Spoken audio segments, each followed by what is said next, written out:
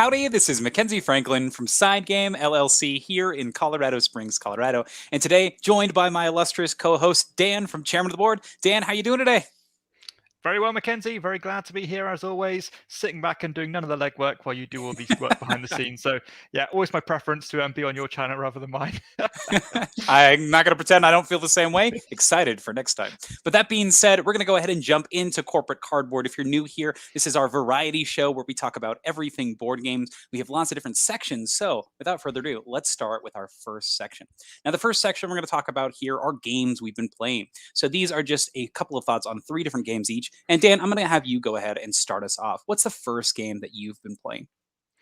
Okay, so I've got some pretty obscure ones this episode, and I must say before we get started, yours are way more exciting than mine are. I'm very excited to hear what you have to say about yours. But first game, very positive, is a game called Ys. I think it's called Ys. I don't know if it's Ys or Is. I don't know. YS is how it's pronounced. This is an older Istari game going back to, I think it's 2004, and a few months ago, I bought this kind of a big bulk bundle of older Starry games as one big job lot, and I'm slowly working my way through them. And I think maybe so far this might be my favorite yet.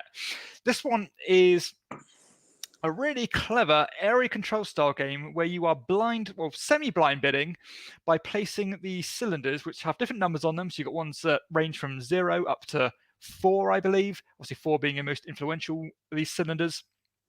And you are using them to place on these different quarters of this map. But those quarters of that map are divided into 3 individual sections. So not only are you trying to fight for overall majority in those quarters to get these gems, which are going to be ultimately your victory points, but also the sections within those sections to get other bonuses, such as really unique player powers, or these cards that you can use, or just straight up points, or even, I even forget what, I think, you get these black gems as well, which have this kind of set collection, sliding scale scoring as well. So I love the fact that you've got these sections within sections of what you're trying to control. And I love the way that you are placing one cylinder face up and one face down at the same time onto these different areas. So you can kind of lure people into a trap thinking, I'm going to go strongly onto this area, when in reality, you've placed all your zeros there and you're just trying to divert them off. But on top of all that, I really love the scoring mechanism in this game where you have this commodity speculation aspect to it, where you are have, I think it's 4 different colors of gems, and as the game goes on, some of the gems are going to be worth more in value and some are going to be worth kind of less in value. And there's a whole different part of the board where you can place these cylinders down to manipulate that market to make them move up or move down. And of course, you want the ones that you're controlling those gems off to be the most valuable. But on top of all that, you're not just getting the values for each of these gems you are just simply getting a majority bonus. So if I had 10 gems, Mackenzie had 5, I'm not going to get 5 times the amount of points. I'm just going to get the majority values. You've got set values on what you're going to get, which I think is a great way to stop runaway leaders. I've really enjoyed that. And this game just flows so well. You've also got to be careful about keeping things back because it's going to break ties. So you don't want to invest all your best cylinders on the board because then you're going to lose all the ties. Very clever game. I'm really impressed with it. It feels fast, it feels smooth, and ultimately it's just a lot of fun. So yeah, really enjoying this one. That is Ys. Wow, this is nowhere on my radar at all. You're the first person I've ever heard mention it. You mentioned it earlier over in Luke Hector's stream when you guys were over there. So this is really cool. It sounds fascinating. I like that mechanism of the hidden auctions. It reminds me of things like Lockup or Battle for Rokugan. I think it's a great mechanic, and I think you're totally right here. I love the idea of feigning power at one spot and really putting your high units somewhere else. So this is great. Good choice. Anything else you want to add? No, really. Just I think this one should have more spotlight. I don't know why people aren't talking about this one. It's a fantastic game, and if this came out now, it would still be a hit, I think. Gotcha. Awesome. So that is Ys. Is this an Istari game? Yep, Istari game. Yeah. There we are. All right. So let's go ahead and jump into my first game. I'm lucky enough to have my friend Michael. He went to Essen and picked up some game for us for SideGame to give a try, get some reviews out on, and to actually put into our library. So we are lucky enough to have some really cool games to talk about this week. So the first game that I want to talk about is the new Alexander Pfister game. We have this one on pre-order already, so this is actually just a copy that I'm borrowing for right now, but it is super, super fun. This is going to be BoonLake. So BoonLake is a very similar style game to his other games where you're going to be having a character that you kind of move along a track and you'll be taking an action, and then that action is going to allow you to play cards in front of you, these project cards, and also gain resources as well as develop a small engine. So the game itself takes place on a giant map. And this map here is Pioneer Land, essentially. You're going to be trying to settle these different areas by putting out these different types of animals on the board. Not animals, different buildings. So you start off with a Pioneer, and the Pioneer becomes a hut, and the hut becomes a city. It actually has an upgrade system similar to something like Terra Mystica, where you start small and then you build big. However, unlike that game, once you upgrade something, it just stays off your board. So you continuously get income, which feels really nice because one of the cool things in Terra Mystica is you're having to kind of penny pinch everything you do. But in here, it's all just cherry, man. You're getting all this stuff. It's great. So in BoonLake, the really cool thing about this, though, is the action selection system. So on your turn, there will be a bunch of strips on this tile here, and you're going to pick one of these strips, and you take an action, and then everybody does a follow action. Very similar to something like Puerto Rico, but the follow actions, you also get to do the follow action, and it's honestly not the same as the main action. So you'll not only take the strip out, but then you'll put it at the end of the line, and so it becomes a little worse. And the reason it's worse is the higher the strip is, the higher you're going to be moving on the actual BoonLake. So you can see there are these little boats here. Every time you take a strip, you move a number of spaces based on where it is, and wherever you land, you get a bonus. And that's the round timer.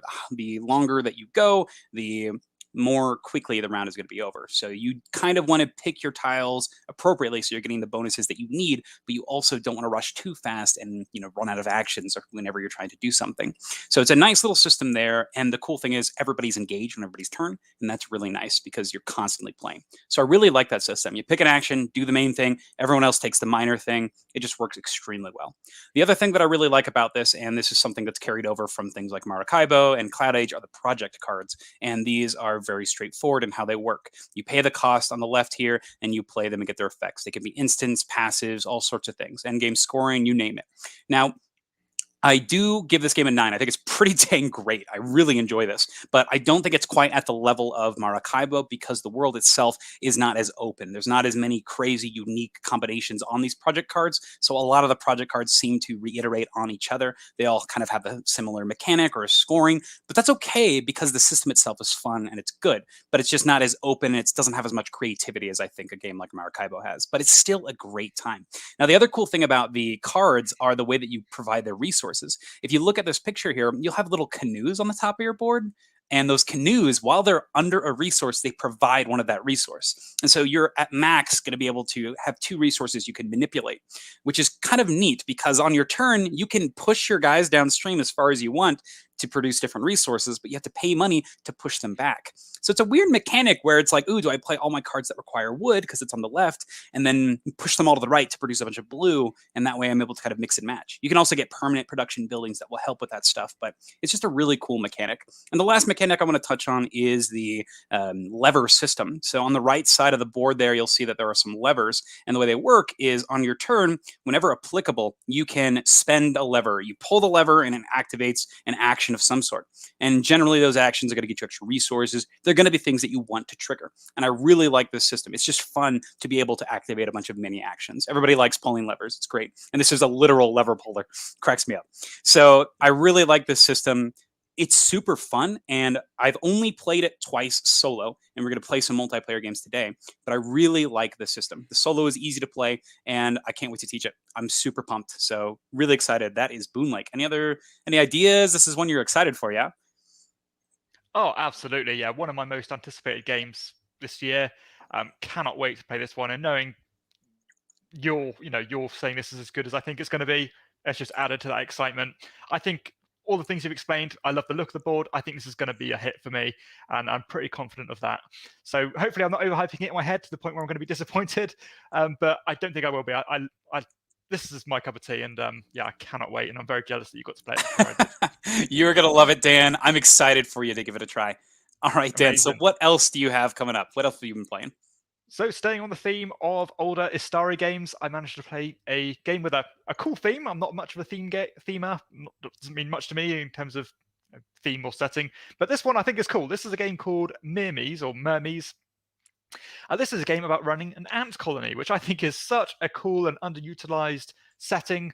And I'm surprised this one isn't utilized more, because I think a lot like train games, ant games seem to lend itself naturally to board games because of the way colonies work and things. So anyway, going off topic, the actual game itself, this is a really tight little worker placement game where you are trying to improve what your colony can do.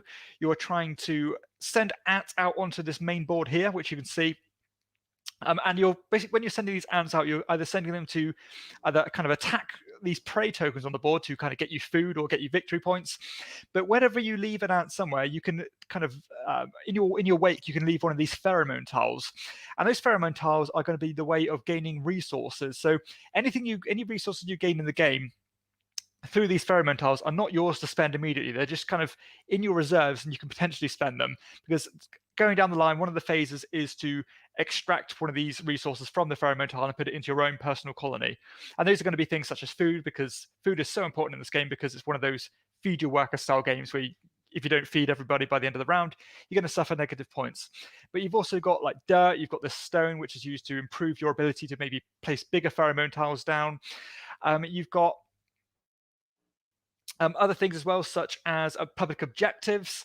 You've got to be careful of keeping a balance of spending your workers, I suppose, in claiming those public objectives, because you actually have to get rid of them from the game, and spending larvae, which is another resource, in order to get more workers to spend going forward. So it really is a game of striking the balance. That's very difficult, because there's only 4 rounds in this game. Maybe even 3 rounds, I'm correcting myself. And there is very little margin for error, and you have to really meticulously plan things. But I was really impressed by this one. I think the theme comes through well. Again, I love how tight this one is. It really is kind of a real condensed crucible of a game where little margin for error. And I kind of like those kind of games where if you make a mistake, then you're probably going to suffer for it. But works well. Everything's logical, and I think this is. I think it holds up really well, considering this is, I think, nearly 10 years old, and not many people are talking about this one anymore. But I think comparing it to a lot of the worker placement games out there, this one's unique, and it's fun, and it's different. This looks fantastic. What player counts did you play it at, and how do you think that affected your experience? I've only played it 2 so far. Honestly, player interaction is not a big factor in this game. It's relatively multiplayer solitaire, apart from claiming those public objectives. And also, deceivingly, when you're getting out onto the main board, when you lay tiles down, those pheromone tiles, initially you think there's a lot of room here. I'm never going to kind of start stepping on other people's toes. But you kind of soon learn that that's not the case. The land does get eaten up pretty quickly, and you want to make sure that you get the best spots to get the best food and stuff. But not a massively interactive game. But considering that's the case, it's still tight. So it's weird. It's got a very weird feel to it, and a different kind of just a different vibe than a lot of worker placement games do, considering the interaction isn't so strong. Gotcha. This looks great. Man, I really want to give this a try. I was telling Dan earlier on the stream that we have a friend in my game group that has a copy of this, so excited to get it played. And this is a shield of quality game, so that's high praise from Dan. Yeah, absolutely. Loved it. It's super cool. Awesome. Thank you so much for sharing, Dan. Let's go ahead and jump into the next game. So this is another game that is a new Essen release, and this is one that I've been having a blast with. This is by one of my favorite designers, just like the last one. But this is from Vladimir Suhi with a co-designer. This is going to be, let me get his name up. This is going to be Raul Fernandez Aparicio. So these 2 designers have worked with Delicious Games to put out a new game. This is going to be Messina 1347.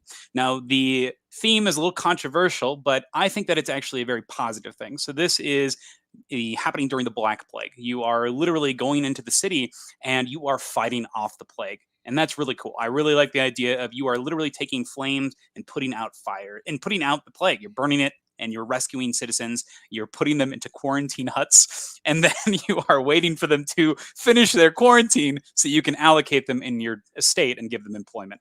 So you play as like this large noble, and it's your whole deal to do your best to basically get as much production as possible. This game, to a T, is all about making production. And I had no idea about that when I started this game. And that's not a bad thing. It feels good every round to be getting a bunch of income. And that's really what you're doing in this game. And they do this in 3 different ways. So the first way that you do it is you have these workshops here. So you can build these with a build action. And at the end of every round, you can take one of those people that you save, put them into your workshop, and they provide some resource.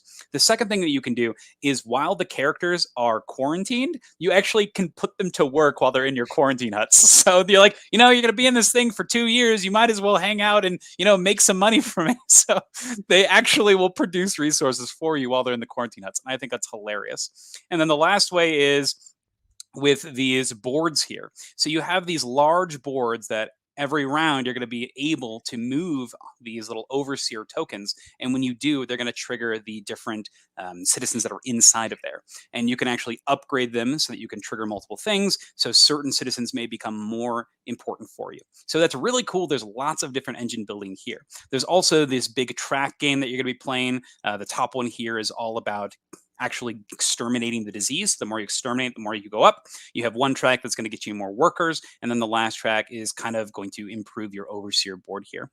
And you can see those quarantine huts down there. Now, the game itself, though, at its core, it is a worker placement game. So on the board here, you're going to have all these tiles that are laid out, and on your turn, you're going to take, at the start of the game, you're going to take one of your lieutenants, you'll put them on the board, trigger the space. If there's a plague cube there, you can burn it by using fire, and that helps the city out. But then anybody that's there, any citizens there, you take them and put them in your quarantine huts. So it's kind of neat. If you go to a space that doesn't have the plague, the people that you rescue, they are not quarantined. They're not exposed. So you can use them right away. So it's a cool little concept here where, do I get people to work into my quarantine huts, or do I get them so I can use them right now in my state? It's a great choice.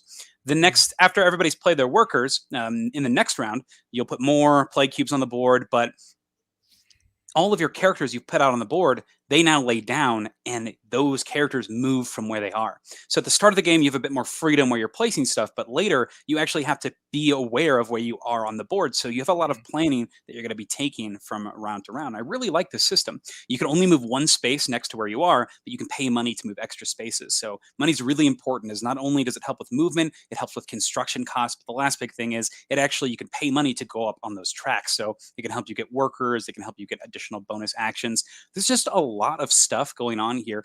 And this is, I don't think this is my favorite Suhi game, but it is a blast. I really enjoy this one. I think it's very up to Delicious Games alleys, where you're getting those incremental bonuses. It reminds me a lot of Praga a little bit, with all of the cool surprise bonus actions. It just feels real good to play this game. But one really neat thing that I haven't covered is how you're going to be scoring at the end. So not only are you going to be getting your points from just helping out the different areas by repopulating the city, but you also have this little scroll board that's going to be in the bottom left of your player board. So this scroll board is going to give you the opportunity to climb up on different tracks. So I've got a picture here. So these little tracks here on the bottom, and these tracks are different for each player if you're playing on the advanced side. And you get to decide what your final scoring is. And I think that's really cool. So it's different for each player. So you might be, hey, this game, I want to repopulate as many cities as possible. This game, I just want to build a bunch of buildings. This game, I want to make sure that I'm getting rid of the disease in the city. And I think that's really neat that you get to customize your scoring during the game, but it's also something you can totally ignore overall. I really like this system. I really like this game. It's a lot of fun. It's definitely the most fiddly, I think, out of all of his games. There's lots of tokens to track and things to populate the board. You have to put out new citizens. So there's a lot of upkeep during the game, and you may miss things, but it is pretty clearly laid out on the board. So I think that it does a lot to mitigate this setup. So, but it's one that I'm having a lot of fun with. And once again, I've only played this one twice solo, trying to learn it and figure it out. And this is another one that we're going to get played here in about 2 hours. So super excited to give this one a try. So this and BoonLake are on the list to play today. So really liking this one. Oh, what do you think, Dan? This is another one you're excited for? Oh, absolutely. Yeah. BoonLake and Messina, probably 2 of my top 5 anticipated games of this year. Both incredible designers. Suki's really been my jam of late. I'm really getting into his games. Love the last 2-3 releases. This one looks like it's on the same track, really. As I said, I love that idea of these stringing bonuses together, and I think this one seems to have that. And that's what I really enjoy about these kind of games. So I'm really excited to play it. I don't know how long it's going to be till I do get to play it, but again, knowing that there's a positive impression from you straight away just amps up that excitement. So yeah, very excited for it. And I actually really like the theme. I like kind of Black Death themes anyway. So I think it's done really well. They handle it really nicely, and I love that there are actual mechanics that make sense in the game. The characters that are involved in the play, you have to quarantine them. I really like this system. It just makes a lot of sense.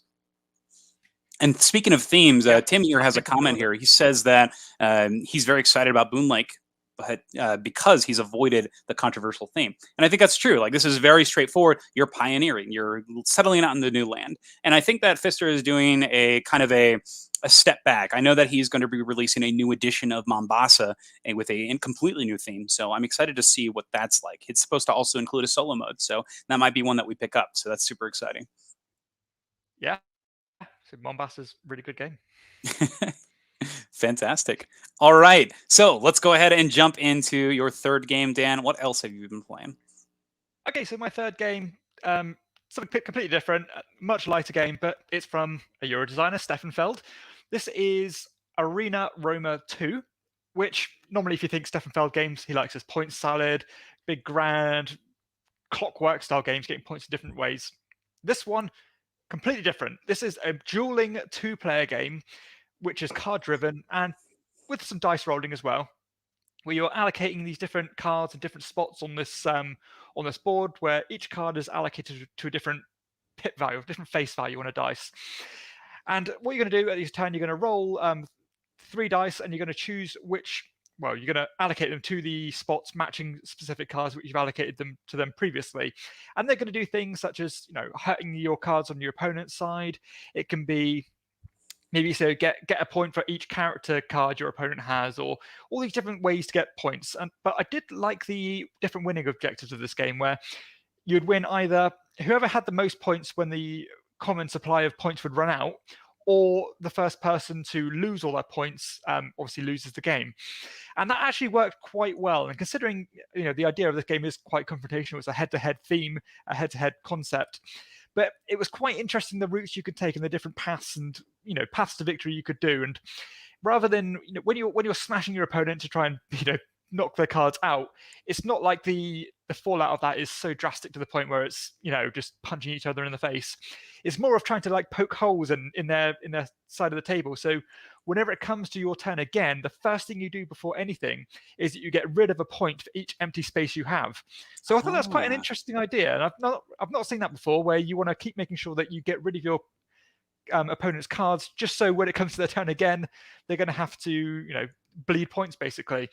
And there's some quite interesting cards as well, which do quite unique things, such maybe let you re-roll dice, or let you when you go to the money spot on the board, you get more money. But I liked it. It's certainly not one of my traditional favorite Feld games. Certainly one of the lower tiered ones I've ever played.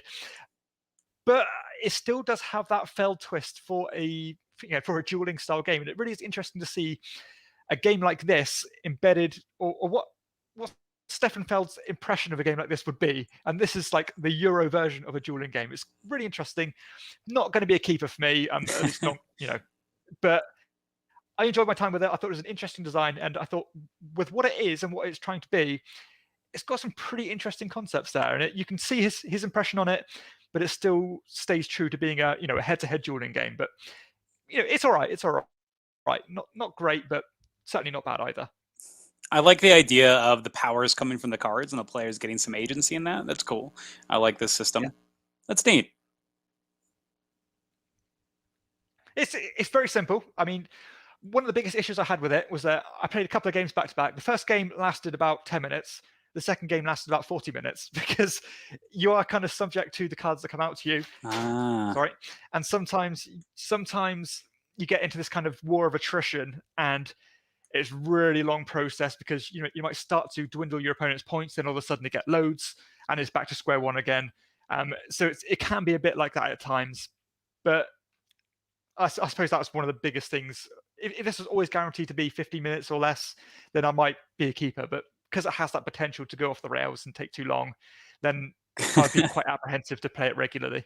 Gotcha. That makes sense. And Tim's got a comment for you specifically, Dan. He's got agility recently, so that's exciting. Okay. Fantastic. Yeah, Tim recommended that.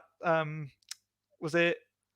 Oh, I think it was during Q&A I did. Yeah, Tim recommended a game called Agility, which is like a dog kind of agility game. It's supposed to be really good, interesting. so I'm glad you have got that one, Tim. How Yeah. fun. So Tim, you have to let us know how good that one is. Sweet. Exciting. That sounds like a neat, unique theme. Well, on the topic of unique themes. Yeah. Fun. All right. So the last Yeah. game that I'm going to be talking about today is a auctioning game, and this is a one that I honestly hadn't heard a lot about. I'd seen a couple of covers before, and a couple of people had this on their anticipated lists. It's a very small package, but it's a great time, and one I was actually really excited for once we started playing it. And this is going to be Magellan Elcano. So this is a very neat little auctioning game where all the auctions are public, and you're auctioning not just for one thing, but every single available pile you are auctioning for at the same time. All players at the table are consistently putting out these cards.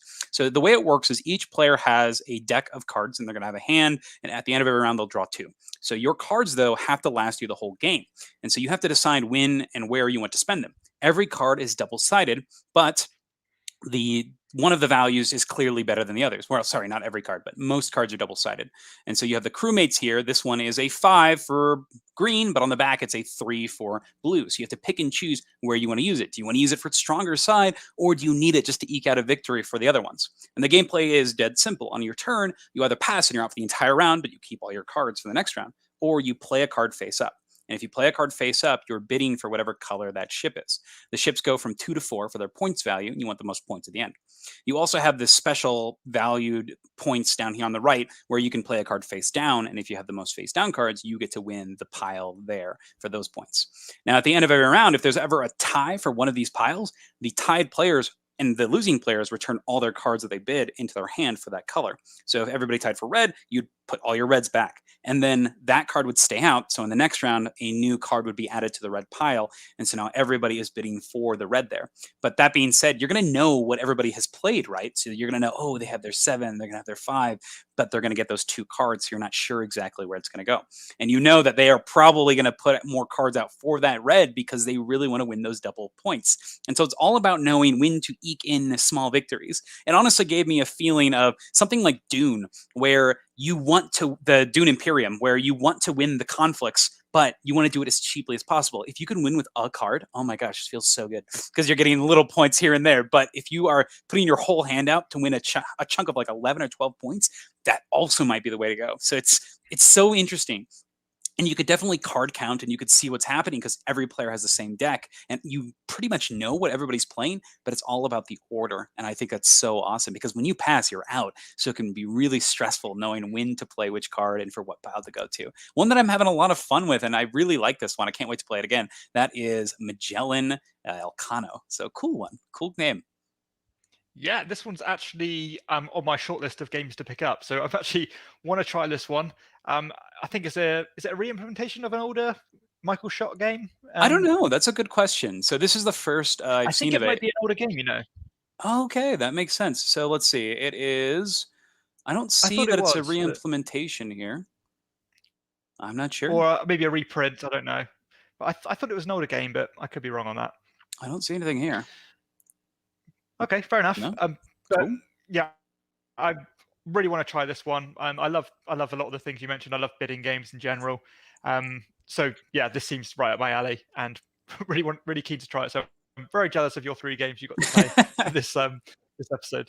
And I think this actually sits up there with like a really nice portable auction game that would go with like For Sale or Biblios that you could bring with you. And I do like how the game changes based on the player count. You don't actually play with the face down deck based on a certain number of players, and you might play with only 3 colors or 4 colors based on how many people you're playing with. So I do like that there's a little bit of change there. So it's nice so that it scales really well. All right. So those are the games that we've been playing this week. All right. So those are the games that we've been playing this week. Dan, why don't you start off with our next section here, our crowdfunding picks. What are you looking forward to that's on crowdfunding platforms this week? Okay, so I think I've jinxed myself. So as the last couple of episodes, I've actually had choices to make. This one, I'm back to my normal standard self. No, nothing for me this week on crowdfunding. So yeah, I've got nothing to add to this conversation. Oh, Dan, I'm sorry to hear that because this week on for crowdfunding picks, I've got one of my favorites. So my side game selection here is one of my favorite games ever. This is Too Many Bones Unbreakable. So this is a standalone sequel, more like a trequel to Too Many Bones. This is going to offer you a starting point that you can jump into. It comes with a new board, new gear locks, new everything, and you could just jump right in. This is kind of the sister game to Too Many Bones Undertow, where you are going to be getting more baddies for basically the other types that didn't get the extra baddies. So lots of orcs and lots of, I think it's orcs and trolls. So lots of neat baddies for that. And it's in that Chip Theory Games quality that we've come to expect. And the coolest thing about this is it's going to fit into the, that's not the coolest thing, but one cool thing about this is it's going to actually fit in the trove chest, so you don't need to update your organization. You do, if you are going to get this and you have the trove chest, there is a reward. You need to make sure that you're going to be getting this additional storage stuff. I think it's right here. There it is. Tyrant and Gearlock's Deluxe Storage. Make sure you get that if you do have the trove chest, because otherwise it won't fit. So make sure you pick that up. But everything else this game is offering is super exciting. So right off the bat, you're going to get more events, more characters, more everything. If you enjoy Too Many Bones, this is a great it's a great addition. The board itself is also really interesting. So in the base game, you just simply have these lanes, but in this one, the game itself is actually going to have these tiles that can become dangerous. So they can flip from like stone to lava. And so if you step on them, you may incur extra damage or extra penalties. So the board itself is changeable. And I think that's really neat. In the Undertow, they gave you a raft that you could play on. This one comes with that crusty ground. So pretty cool. You also have a couple more quality of life upgrades. You've got larger, thicker chips. So if you have a dial, it'll be easier to turn. You have some cool new dice. You have new events, new encounters, new different tyrants. It's just more Too Many Bones. If you like this system, this is going to freshen things up a little bit more, offer you new gear locks to play with. And I really like the way that they're going with this by just offering more good stuff. So very excited for this, and just one that I'm thrilled to keep on playing. So have you played Too Many Bones yet, Dan? Is this one that you have any interest in playing? I haven't played it, but I'd certainly be willing to try it. Is it campaign driven, or is it more scenario based? Or so this is my favorite system, I think. It's kind of both. It's like a mini campaign. You play right. in probably like an hour, 2 hours, 3 hours. It actually depends on the villain that you're picking. So it's more scenario based. You'll pick a villain and they have a length rating. And based on the length rating, that's how Right. many days you play. And each day is like a mini encounter. You draw a card, you do the encounter, and then you move on to the next day. And your goal is to level up your character on their personal board here and get a bunch of skills and abilities and stats so that when you're ready, you can take on that final boss. So it's a great consolidated experience that's done in this great, like, overarching fashion. But I just think it's so good. This is my favorite style of this because it takes that entire RPG style, right? You get to do the level ups, you get to have a battle afterwards, upgrade your character, take care of your stuff, and then immediately jump into something else. It's not something that you're going to have to, plan out and say, "Oh man, do we have time to do this?" You get to do it, and you get to do it well. It is so good. The upgrading is so satisfying, and each character is so different that it's going to be one that you continuously jump into. I love this game. I think it's amazing. I can't wait. Oof, I'm so excited just talking about it. I just want to go play some more. Cool. Yeah, glad you enjoy it. All right. So if you are a fan of Too Many Bones, or if it's one you want to give a try, you can also back the base game here. Oh, please give this game a try if you can. It is very costly, so that is something to be aware of, but it's incredible. One that I continuously come back to. So amazing game. Too Many Bones. Unbreakable. Now, that being said, let's jump into our next section. These are quick little news updates, for each of us. Dan, what do you got for me today? What are we talking about? Yeah, so something pretty minor from myself. Well, it depends which way you look at it. I don't know. This is pretty exciting, man. Oh, yeah, I suppose it is. So Terra Mystica, the old Euro kind of I don't know how to classify this kind of engine builder. You're building cities and upgrading your board. Very iconic Euro game. A lot of people love it. There'll be solo expansion coming out for this game. So yeah, there's never been a solo mode before, at least not an official one, I believe. And it's coming out in expansion form, so you can play Terra Mystica on your own and get this into the table without having to rely on other people. So I'm actually quite excited for this one. I'd be willing to give this one a go. I'm not quite sure how convoluted or how fiddly the housekeeping will be. Hopefully not too much. So we shall see. So not sure on the specifics, but the fact that this game's coming out or this expansion module's coming out, I think a lot of people are going to be interested in this one, and I certainly hadn't heard a lot of buzz about it. I can't even remember where I heard about this, but I think it's quite significant news. Yeah, I'm hearing this for the first time from you, so this is super cool. And it's from Automa Factory, and they did the solo mode for Gaia project, which is also fantastic. So I'm excited to see what they do. It looks like you have different characters that you can play against that aren't actually characters in the base game. This looks so cool. I'm thrilled. I love Terra Mystica, and getting to play this game more is always a plus for me. Love it. Awesome. Whew. And they're doing this with a lot of older games. Like they're getting one for Concordia as well. That has a solo mode that was demoing at Essen, so that's really exciting. Do you know any other games like this that are getting solo modes? Yeah. No, I don't. Just no, that's the only ones I know of. Concordia and Terra Mystica, but maybe it's going to be an onward trend. So going back and kind of, what's the word? I don't know the word. Retcon. Kind of retcon all the old games to revisiting, and maybe when these games came out, solo wasn't such of a big thing, but they're still popular games, and not having that solo mode is probably hurting them in today's market. So, oh yeah, absolutely. There we go. I think it's even Great Western Trails got a new solo mode in it. Yeah, it seems like it's a necessity now. So, without a solo mode, it's going to turn a lot of people off. Absolutely. I'll be honest, that's one thing I do look for. Who was it? Who was somebody recently just put out a video? I forget who it is, but he had a great video on like stereotypes of a solo gamer. And it's really funny as they like go through the boxes and they're like, it doesn't have a solo mode though. Don't know if I'm gonna even look at this one. it's spot on. So if I can find it, I'll link it in the comments. But oh my gosh, it's amazing. So yes, and I agree with Tim. This is huge news. Very interesting. And I agree. This is a very positive, big trend. Now, the game that I want to talk about is very brief news, and this is just a quick one here. This is a new game from Yellow. They did a kind of a release of lots of different games, but the one I want to talk about specifically is this new King of game. So Yellow is responsible for King of Tokyo, King of New York, and this is the new one, King of something. They didn't actually tell you what it was, but from the picture, any guesses what this is going to be, Dan? Well, I've kind of had my mind polluted with this one because I've heard different people's opinions, and I think the idea it's going to be King of Atlantis. Yeah, that's kind of what it looks like to me, especially with like all these little crabs and little monsters. I like the artwork here; it looks fantastic. So I like that they're kind of bringing these giant kaiju's. Now, what do you think about King of Tokyo? I never got your opinions on the game. Have you played King of Tokyo? I have played King of Tokyo. I think it's okay. I don't love it. I'm always kind of public enemy number one when it comes to my gaming group, so people always gang up on me, and I'm always the one eliminated. But I think it's okay. I think it's all right for what it is, but I don't love it.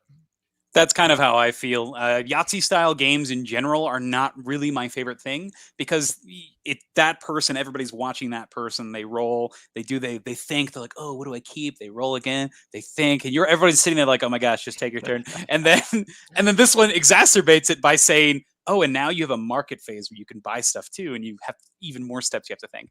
And then on top of that, it has the player elimination, and that's like a key concept of the game. And I think that this is just one that it's like, this is not one that I'm excited to play when it comes out. So this news is, I don't know if it'll solve that problem. I think King of New York had the same issues. So it definitely did not do as well as King of Tokyo, as it's not one that they're really revisiting. So I'm curious to see what changes they add to this King of Atlantis potentially, and see if it's something that maybe I do enjoy. Maybe that does get to stick around. So we'll see what happens. Yeah, who knows? Who knows? Sweet. Let's go ahead and jump into our next section. This is our card and component appreciation. It's where we talk about a specific thing from a game, more so the physical aspect or our connection with it, and see what we really enjoy. So Dan, let's start off with you. What is your component appreciation or card appreciation? Okay, so the component I'm talking about actually does play a real functional part in the gameplay itself.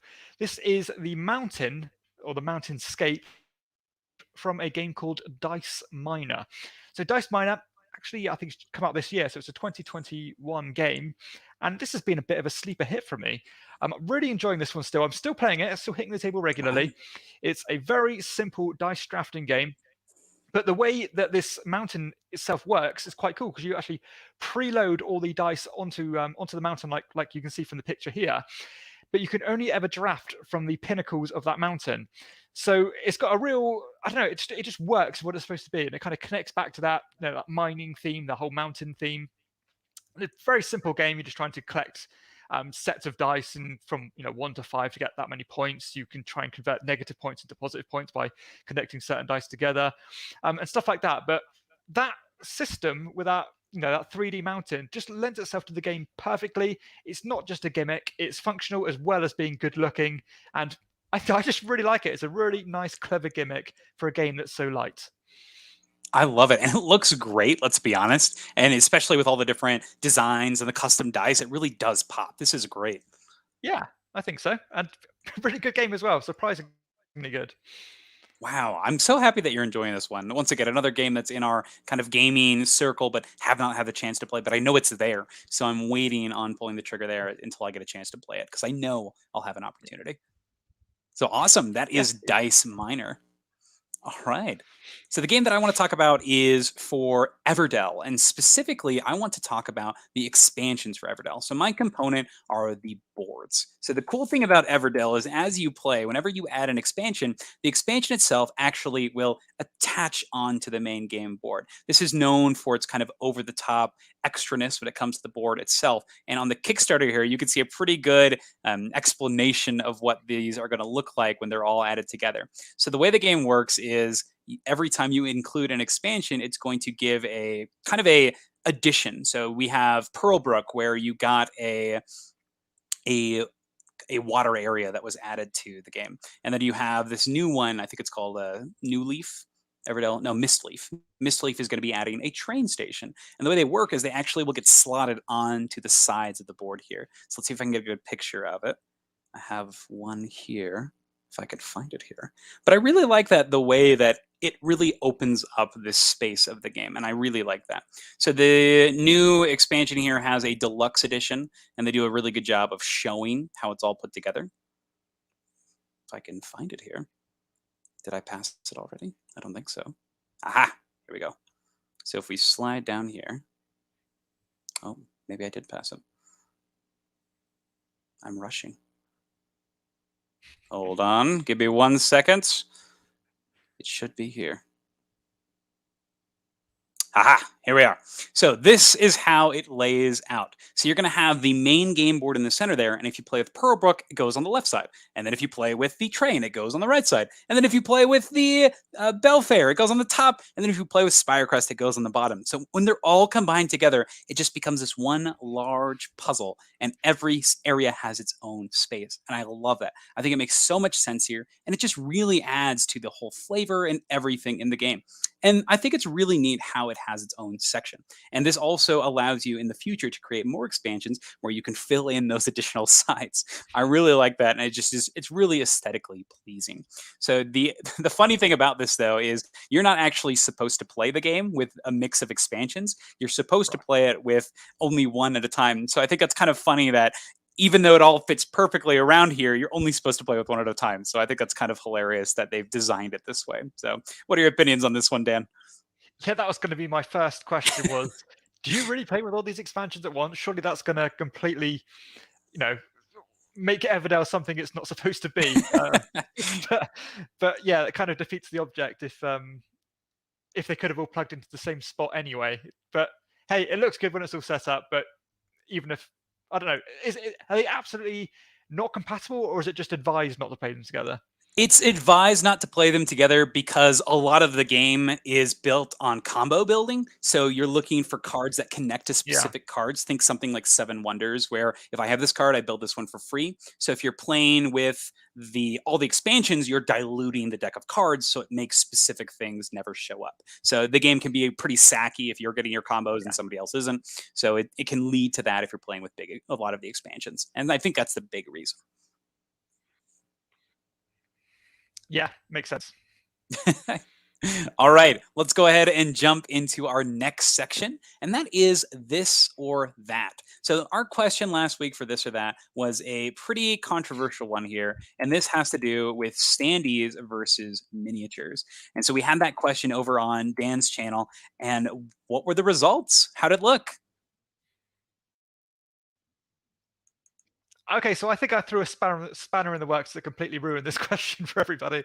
But sorry, let's have a look at the poll here. So apologies, not got it in front of me. Anyway, I know the answer. So basically the question was, yeah, what do you prefer? Miniatures, or all things being equal, miniatures, standees, but I added meeples in there just to give them a fair shot as well. And it was a unanimous, well, a massive victory for meeples with, let's have a look what percentage they got here. 67% of the vote went to meeples, 10% went to standees, and 23% went to miniatures. So I suppose taking meeples out of the question, miniatures would have beat standees anyway. So I think people are willing to pay that extra coin in order to get something that's more visually, that pops off the table and that looks a bit more impressive. But yeah, sorry if I derailed this question a bit. I think that's okay. I think it's a very fair thing. Like, I'll be honest. I don't know if you're familiar with the Kickstarter campaign for Frostpunk, the board game. They actually introduced a whole new tier where people could get fully, like a full meeple version of the game, because that's what people were asking for. And it was so cool because they actually created it for the people purchasing the game that didn't want the miniature version. I think that's amazing. I think and it's true. People love it. People love the satisfying feeling of the wooden pieces. And I think you said it really well last time when we talked about it. Yeah, well, that's news to me, and I'd love it if more games did that. And because I personally love meeples. I never get sick of meeples, and I'd choose them every time. But yeah, because I think sometimes miniatures are just superfluous for the sake of it. I like it when it's that kind of game, when it is when it is more of a bombastic and cinematic style game. But often they're just pieces there for the sake of it. And I know people collect them for other reasons, but yeah, meeples will take day for me. So I would agree with the majority here personally. And the big thing I really like about meeples is generally they're already colored and painted, and it's not something I have to deal with. Miniatures generally have that kind of like looming responsibility of, hey, these are going to look ugly until you paint me. And you're like, oh man, I don't want to do that. So I'd rather be playing a game than painting it personally. Yeah, completely agree. All right. So our question now for this week, and it'll be on our channel here, you can go ahead and give your response for this or that, is tactics or strategy. Now, these are key components in a game, honestly, and they really are different. Strategy is the more long-term game plan. Do you have something you're working on? And then tactics is the turn-by-turn, ooh, is this the best choice for me right now? How can I react to this? And I think that you need a bit of both personally, but if I had to lean to one, I honestly think that I would go with tactics. I love making the decision instantly, saying, ooh, how is this? It's one reason that I really like games with card evaluation, where you pick a card and you have to immediately decide, is this something that I want to keep, or do I want to pass it on for something else? So I really like tactics. It really leads me to making fun in the moment decisions. And it also kind of like, I don't know how to describe it, because there's, even in tactics, there's some strategy, because it's like, what is going to be my overarching plan for the game? So it's kind of hard to have one without the other. What do you think, Dan? Yeah, absolutely. All my favorite games usually have a blend between the two. Games that are purely tactical, where you're always reacting to the state of play now and then, I tend to not enjoy as much as ones with at least some kind of long-term arc that I'm working towards. I love that idea of, at the start of the game, I've got an idea in my head. I've got this amount of time to achieve that goal. Am I going to do it? It's either going to pay off and it's going to be great, or it's not, but at least I gave it a go. But I completely agree with you. If there's a hybrid between the two, that's my sweet spot, and that normally is the case, I suppose. But if I had to choose one or the other, completely tactical game or a game that you have to plan, you cannot avoid not planning, I would probably choose a strategic game. So I would go on the opposite side as you did. Gotcha. And I think tactics really shines in like dungeon crawl style games, where you have to react to the things that the cards are doing. So for example, we talked about Too Many Bones earlier. That's a lot of tactics. A monster comes out, you evaluate its ability, and you have to think, okay, I have to do something. I have to act and do the best I can to mitigate the disaster. But the strategy of the game is just survive, right? So there's no really big overarching strategy. So I think it plays really well in those styles of games. But even in games like Marvel Champions, you have to have some sort of strategy. You're building a deck to do a specific task. So, man, I totally agree with you. I think there's definitely room for both, and I think you kind of need to have both. And I like Tim is average here. He's got a great one here. Does he answer it based on the kind of player he is, or he wish he was? So I know that tactics can definitely lead to AP. So, I mean, answer this question and the best of your ability. Yeah, it'd be interesting to see the answer. What do you think the result is going to be? I think it's going to lead to strategy for sure. Like, I think that just having an objective is going to be probably the biggest thing. I mean, in most games, you have to have some type of goal you're going for. So I think it's probably going to lean more towards strategy. Okay, I think that might be the result. But I think if we ask this to every single gamer out there, they would. I think tactics would win, because a lot of people you introduce games to really do struggle with that concept of planning at least or even 2 turns ahead.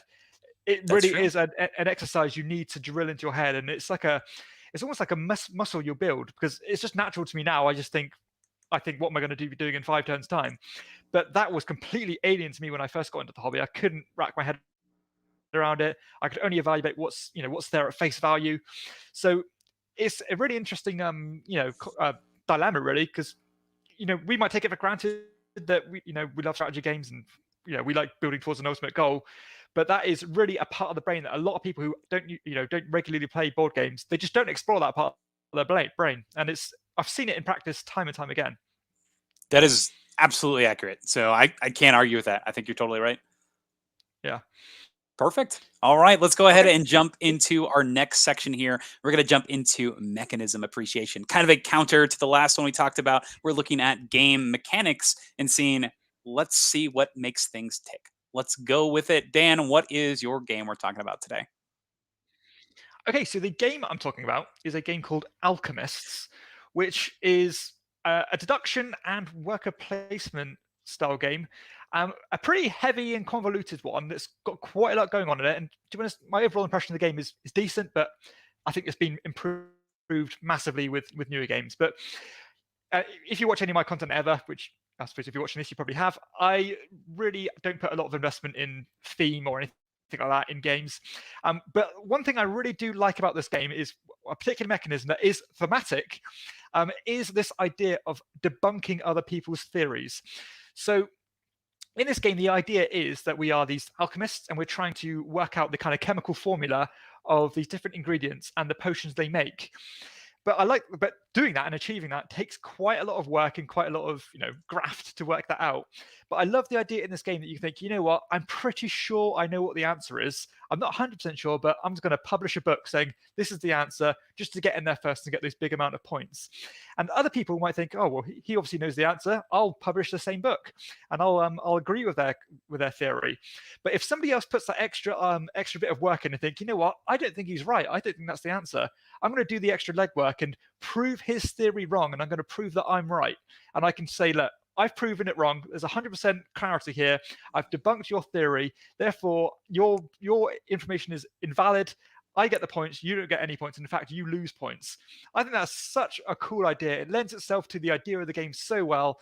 And I've never seen it before, and I've never seen it.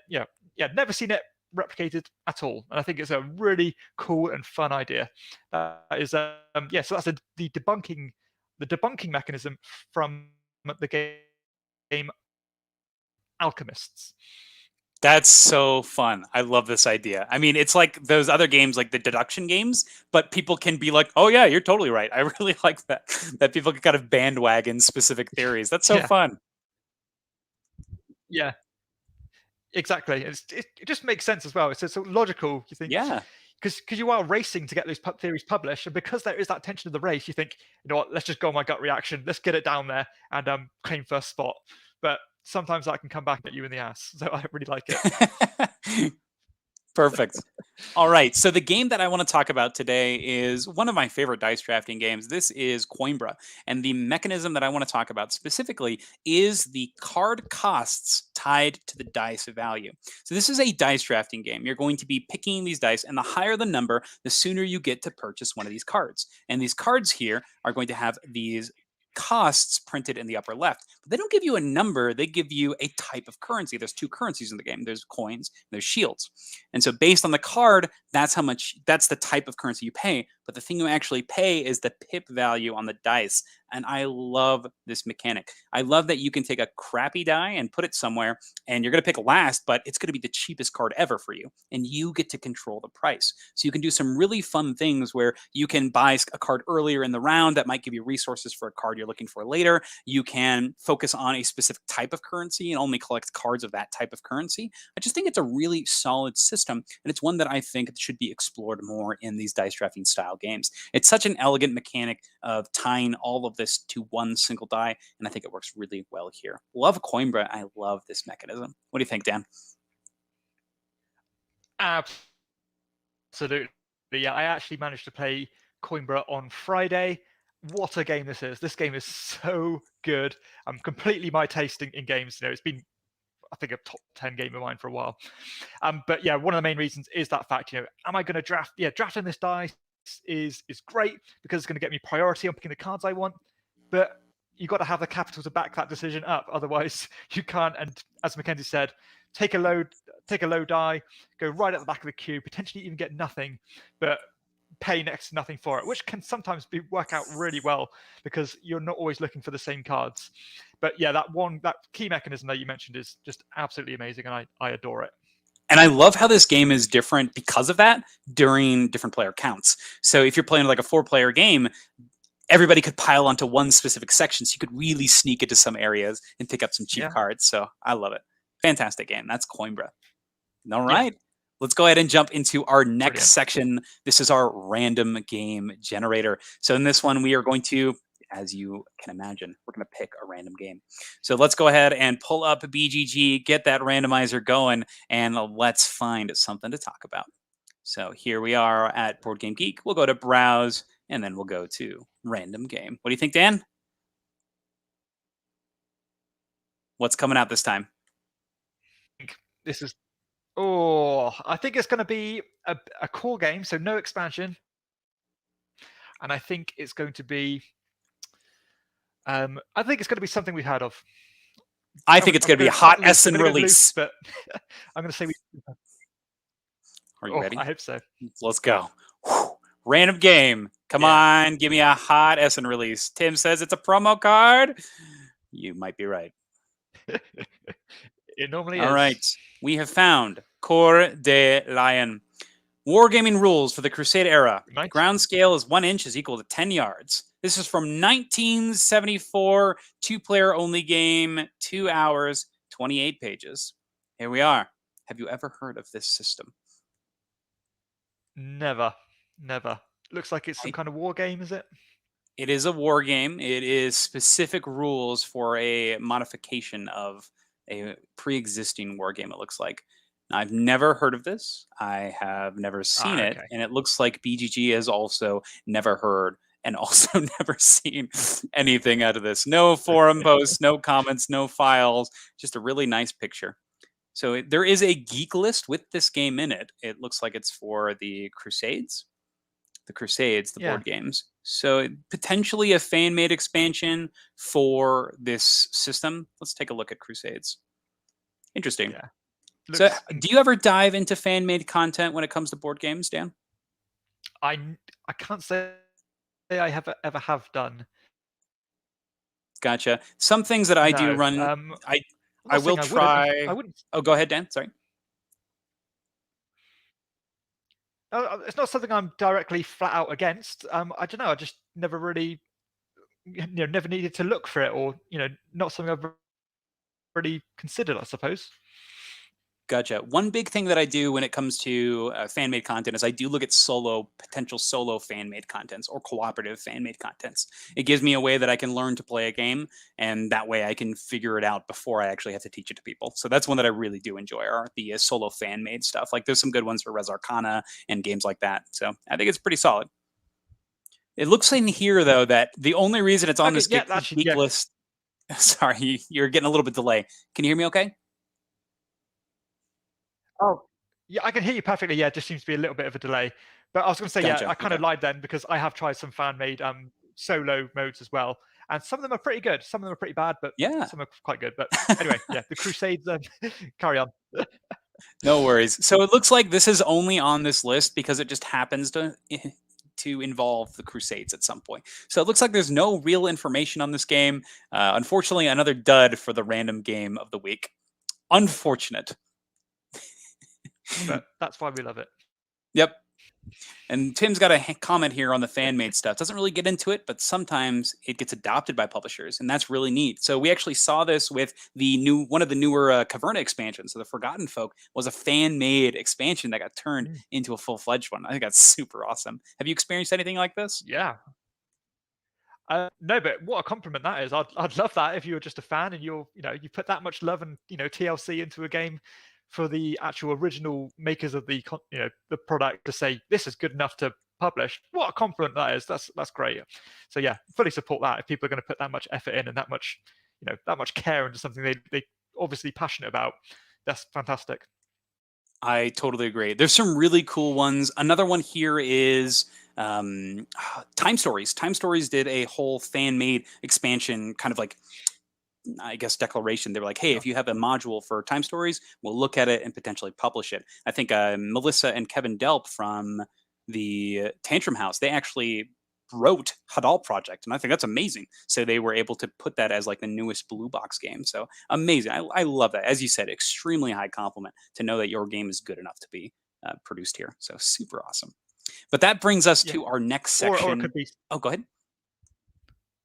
So I say, or it could be perceived as extremely lazy from the publishers. That, you do our work for us. We'll just print it. I'm so curious. Like, do people ever get any royalties or anything for doing this work? I don't know. True. I think. Well, so. I guess. Well, yeah, I hope so too, because that's a pretty big deal to design something like that, especially when it has like these branching paths when it comes to like a story-based game. But that being said, let's jump into our next section. This is why is this in your collection? This is where we talk about a game that is in somebody else's collection and say, why do you have this? It could be a negative, it could be a positive, it could be just a game that we're curious about. And let's go ahead and get started. So I'm going to go ahead and start off, Dan, with a game that I'm just curious about because I've heard some very mixed things about this game. And I'm going to go ahead and give my elevator pitch on this. So my game is Deep Sea Adventure. And I want to know, Dan, is this game worth owning? Because I've had this explained to me as all the worst parts of Clank, the deck building game, where this game is all about getting stuff and leaving as soon as possible and just watching everybody else fail. And it's like a strategy that people just always do every time. Is this true in this game? Because I know you're all going underwater, you're all getting goods, and you're using the same like life force. So if you get stuff and leave, kind of leave everybody else stranded. Is that correct? How does this game play? Is it worth playing? That is fundamentally correct, but that is all the game is. So it's not like that's an annoying part of a bigger game. It is basically roll a dice, travel amount of spaces down. If you don't want to travel any further, at the start of your turn, you can choose to pick up some treasure and go back the other way and hopefully get back to the submarine because you are sharing your oxygen. So anybody who's not in the submarine depletes oxygen each turn. And of course, if you're still not in the submarine when the game ends, and the oxygen runs out, then you're going to be eliminated and lose all your treasure. This is a 20-minute game. It's got a real novelty to it, where when you teach this to people in a group for the first time, you really see people's faces light up and think, this is really different and a lot of fun.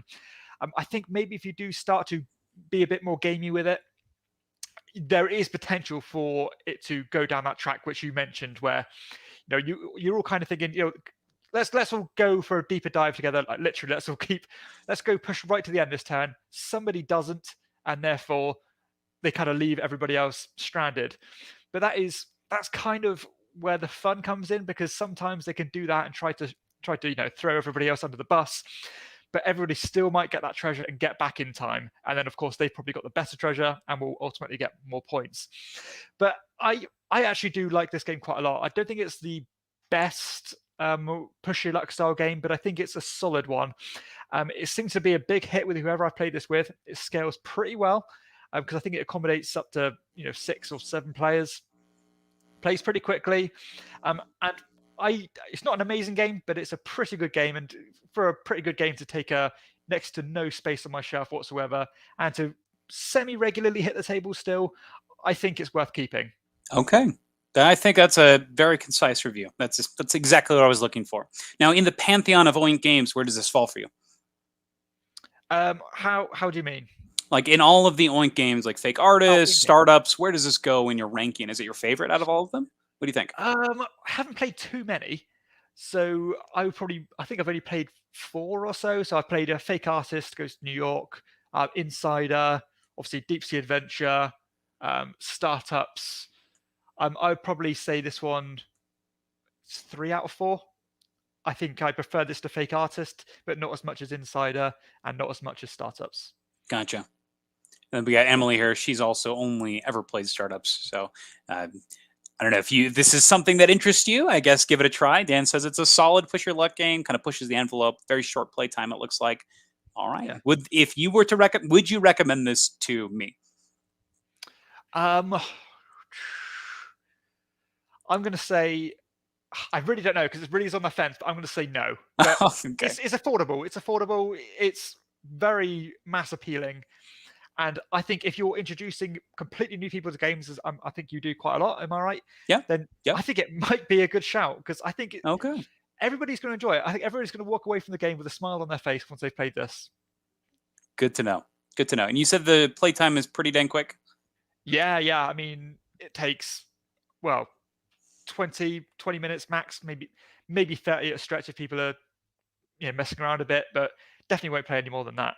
How would you compare it to Port Royal? I would say it's comparable. I think I probably rate them about the same, to be honest. I like them both.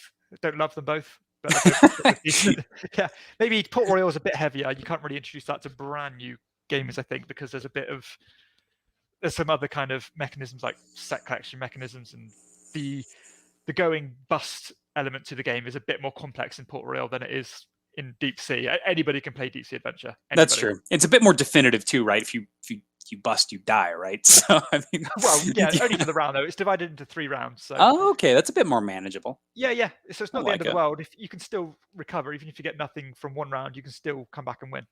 Gotcha. Sounds good. All right, Dan, what do you got for me? Okay, so I've got a game that I don't even know what it is, but just from the name of the game alone, it's just something I've not even considered looking at. I saw it was in your collection. I've seen that you rate it quite poorly, but I'm just what is this game? I've got no idea. This is a game called We Didn't Playtest This at All. I think that's what it's called. Terrible title. What is the game? I've got no idea. Yeah, okay. I think it's not any good. Why have you got it? So this game's pretty garbage. I'll be straight up with you. But in a way that games like Flux and like Uno are not good, where you are just playing nonsense. So this game is a game they didn't playtest at all, and it totally shows. It's a very simple game where the goal is to win. And to win, you have to play a card that says you win. Or, yeah, that's it. You have to play a card that says you win. And so there's a bunch of these cards that just do dumb stuff. So one could be like, hey, put your finger on your nose, and the last person to put their finger on their nose loses. Hey, awesome. So stuff like that. It's very meta. It's very silly. And a lot of the cards, I would say about 80% of the cards make no sense and are really stupid. And the other 20% of the cards are very meta and annoying. Now, my favorite way to play this game is to play just the base game or the legacy version. This is actually like the second legacy game I had ever played, because there's a legacy version where you write on the cards. And it's actually one of my favorite experiences, the legacy version of this game, because it is the most meta thing you've ever played. It's like, hey, write a person's name on this card, and every time you play that card, that person loses. And it's just like, it's so stupid. It makes so much sense. And it's, oh my gosh. I would never recommend this. I don't. I think that if you have a group that you enjoy playing silly games like this, especially when you're inebriated, this might be a good one to play. I would recommend the legacy version over the original version, but I don't know why we still have this, because it is so dumb. But I guess it's fun. I don't understand. This is fundamentally a flawed game, but it's a goofy, fun experience. That's where it sits for me. It's a goofy, fun, flawed experience. There you go. Okay. Yeah, this sounds like my idea of hell. So yeah, I think oh my gosh. I'll certainly continue to avoid. So Emily says best metagame is don't get got. I think that's a pretty cool idea of having like little missions that you're completing. This one definitely is extremely different. Just play a card, draw a card, play a card. And there's a really goofy mechanic in this game where there are literal cards that are called star cards that have a different back than all of the other cards. And they literally just say that this card is better than the other cards. And that's what they say. So you know who has a star card in their. Oh, it's so dumb. It's Right. yeah, I don't Yeah, recommend this one. funny, It's so silly. It makes no sense. So, but if I do recommend, if you do play this, play the legacy version. It's pretty good stuff. Lots of fun meta things, and if you're playing a game that's of this ridiculous level, I think that's the way to play it. Is the legacy version. So that's we didn't play test this at all. Don't buy it, Dan. You'll hate it. Okay. Yeah. You can be confident that I will never buy this. All right. So now we jump into A to Z. This is a series that we've been doing where we're going through the alphabet and we're talking about games from different letters. And this week we are on the letter L. Dan, what is your light game for the letter L? Okay, so my light game is a game called Letter Jam. So Letter Jam was actually, it had its kind of 5 minutes of fame. It was, I think, from maybe 2019, maybe last year. I think it was 2019. 2019. This one got pretty popular for a very short period of time, and then I don't hear anybody talking about this one anymore. This is a hybrid between it's basically a deduction cooperative word game. It sounds weird, but it works. This is a game where you are trying to help your teammates guess which words are in front of them because their cards are facing away from them, so all the other people can see, apart from the person whose cards they actually are. And one at a time, you are trying to give clues and build words based on all the letters from the other players by placing these tokens on in order. So saying like, that player over there gets the 1 in front of them, this person over here gets the 2 in front of them, and so on. So everybody's almost got like a fraction of the puzzle, and you've got to try and work out what your letter is based off the other letters that you can actually see. And it is so good. This is like gamers Scrabble. It works surprisingly well. It doesn't try to be anything it's not, but the way it meshes that deduction with the word game, with the cooperative nature of it, it is just really, really tight. And I love this game. I think it's going to hold up well for years upon years. And I think it's fantastic. And if you like your lighter games that you can teach to anybody, but still with some interesting choices and some word building, then this is up there with the best. I think it's a fantastic, very affordable game. So yeah, that is Letter Jam. So this is one that I've just heard compared to Hanabi a lot with the giving clues and the information. So I like that the system. My favorite types of word games are actually cooperative ones because everybody is kind of working. They're not sitting there trying to puzzle out the best thing for themselves. They're doing it for the group, and it really does pay off. And I like the way that this approaches this. I was this close to playing this game actually like a week ago. So I have not played it yet, but hopefully I get to play it soon. I would recommend you do, because sometimes this game, I don't think it's designed to be funny, but it is actually inadvertently very funny, because sometimes you'll be confidently writing all the letters that you think your word is. At the end, you've got your big reveal, and your word is so wrong that it's just like, it's so good. You don't care if you win or lose this game. It's just a real fun activity. That's good to hear. That's good to hear. I like stuff like that, where no matter what, you're coming from the table having a good time. Yeah. So my game is actually one that you recommended to me, and this is a light game that we have had a blast. It's been like a really big family hit, and this is Las Vegas Royale, and I cannot thank you so much enough for the recommendation. This is a great implementation of the classic Las Vegas game, but it not only adds some new mechanics and new things, it also offers these little casino games, and this is just a great design. I love this. I think it's a great evolution of the system. It adds these pass chips so that you can pass your turn, have a little bit more control of your rolls. It offers these little casino games which incentivize the weaker casinos, and I just think it makes so much sense. This is one that we are continuously playing, having a great time with. I love the different casino games. I love how much of a legend you can be when you play this game, and it just feels so satisfying to play. Las Vegas Royale, one that I'm having a blast with. Oof, love it. Yeah, one of the best games I've played this year. I don't understand how anybody can not enjoy this game. It is so good. One of the biggest crowd pleasers I've had. Never had a bad experience.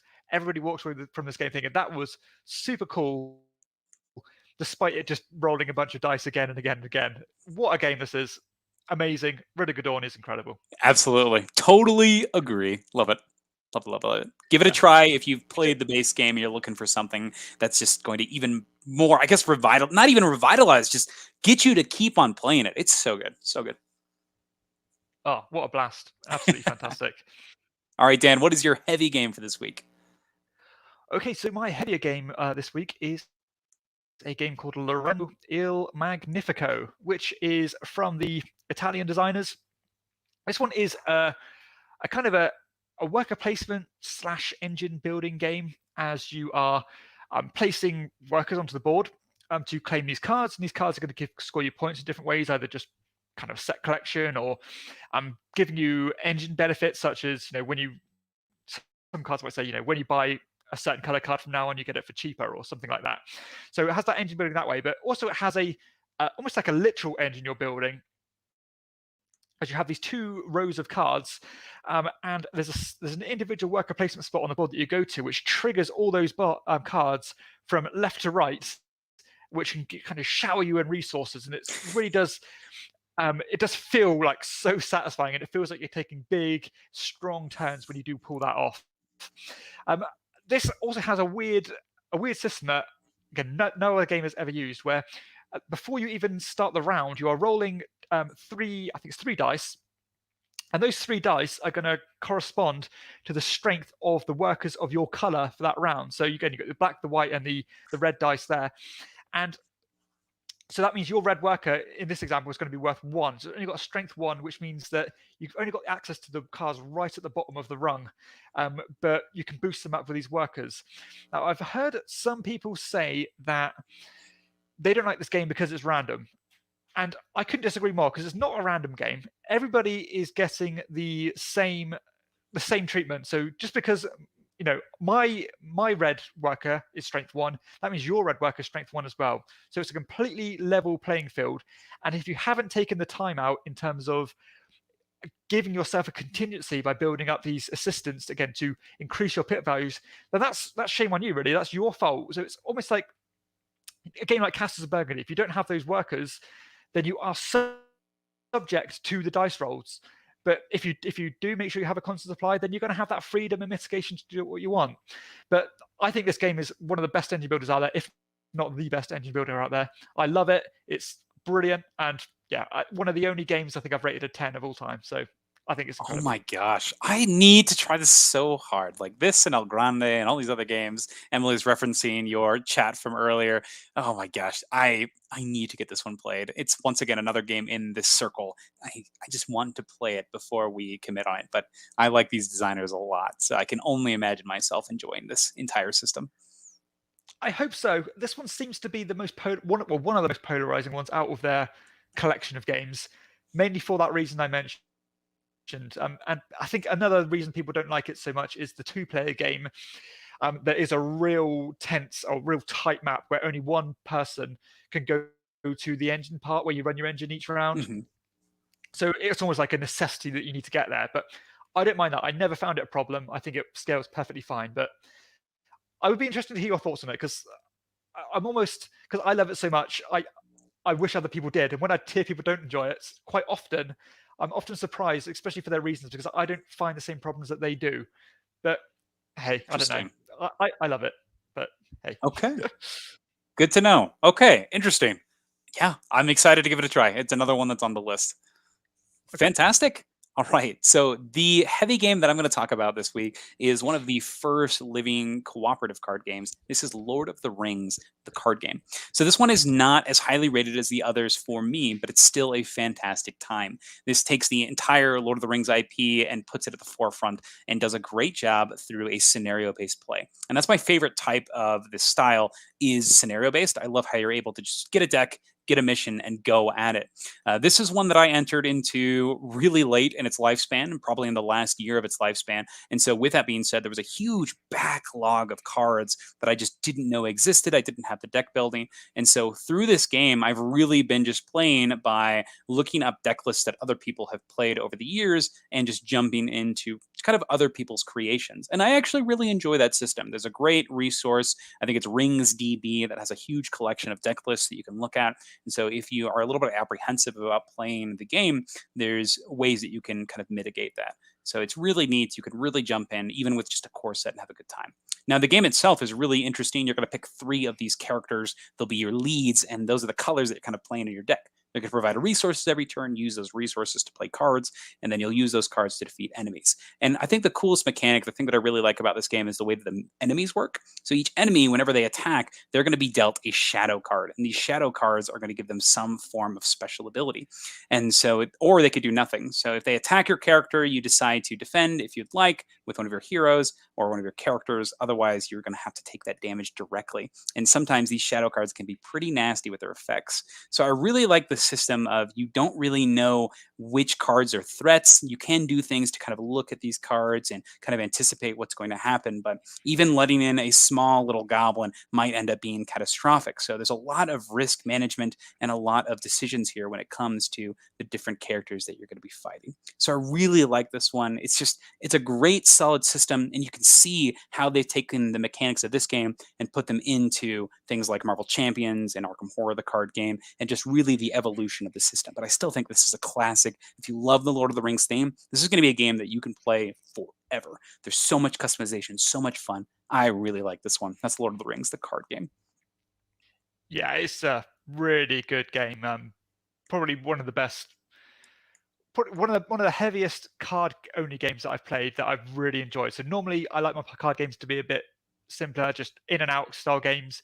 This one I really did have a few years where I was very invested in it. I love Lord of the Rings anyway. I love the cooperative nature of it, the almost puzzly nature of it as well. It is hard. Maybe I'm just rubbish at it. I thought this game is very difficult.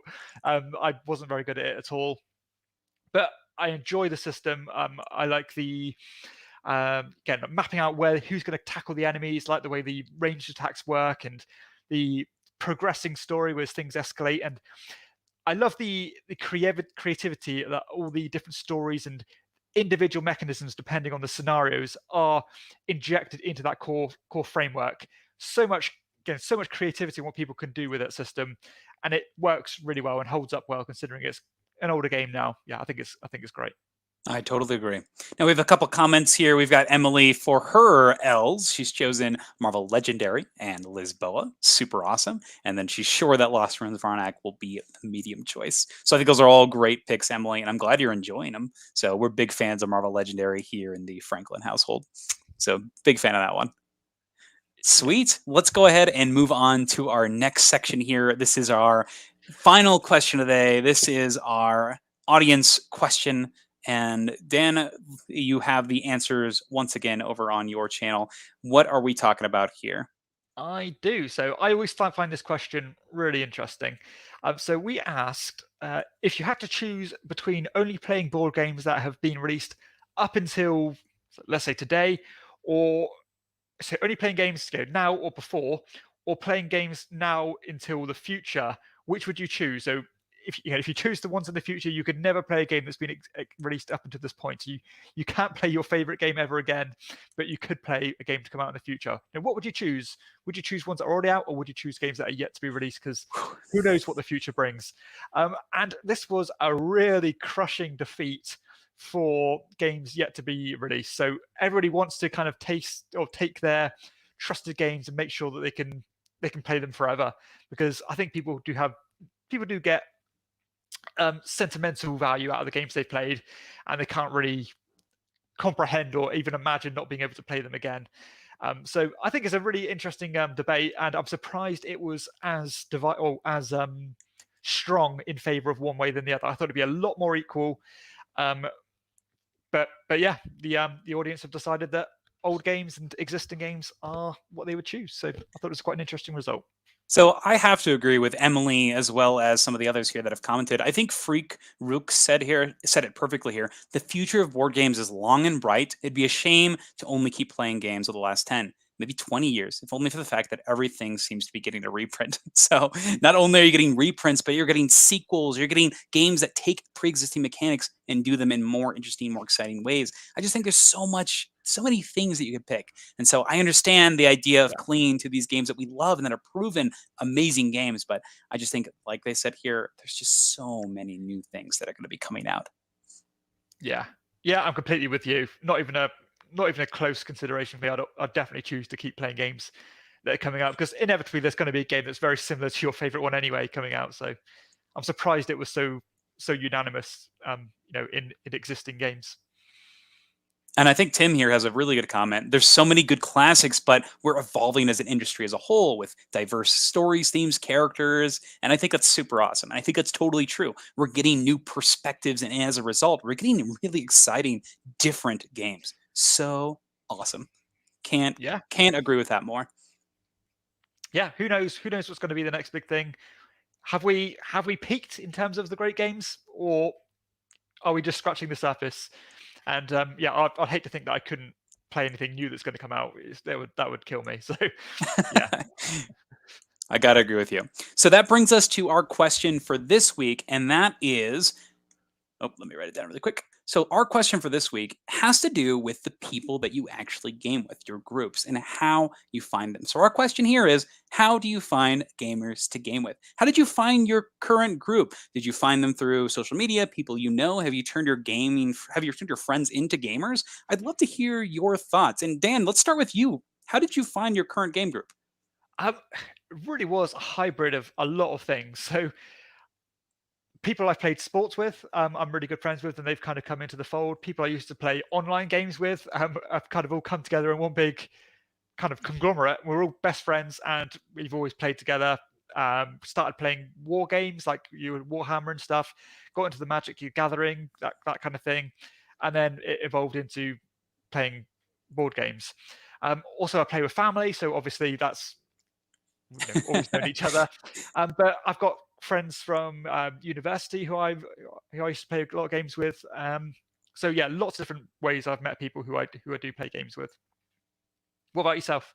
So for me, my wife and I, we've moved a lot. So we've kind of gone to new areas. And so I kind of have like a routine that I do when I move to a new area. So the most success I've actually ever had with finding gamer friends is using social media. So joining Facebook groups, finding people that already really enjoy games. And that way we not only have common ground and I get to play games, which I love doing, but I also get to make friends. I've met my best friends here in Colorado Springs through board gaming. So from Facebook, out of all things, joined a random group, said, hey, we have some games, we want to play these, met with them, and now there are people that are constantly frequenting my house. And this has even evolved recently. I got my friend Eric, I'll give him a shout out. I've met him through YouTube, and that's really awesome. He reached out on a video and wanted to play some games, and I said, come join a game night. And then he and I are having a great time gaming. Him and his wife, and I've met he and my wife. So it's so cool that if you want to find somebody to play a game with, you can. People want to find people to games with. And a lot of the times, those people are going to want to keep you around and be a good person to you. So it's like,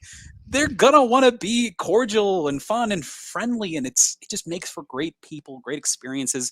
And I don't know if you've had this experience, but a lot of gamers I find are really good people. They're people that I enjoy playing with and have a really positive outlook. So I'm really blessed to have just met these people, and that's the way that I do it. And it's all through social media, and that's wild to me that exists. So I think it's so awesome. Yeah, I mean, it goes to show what a great tool social media can be.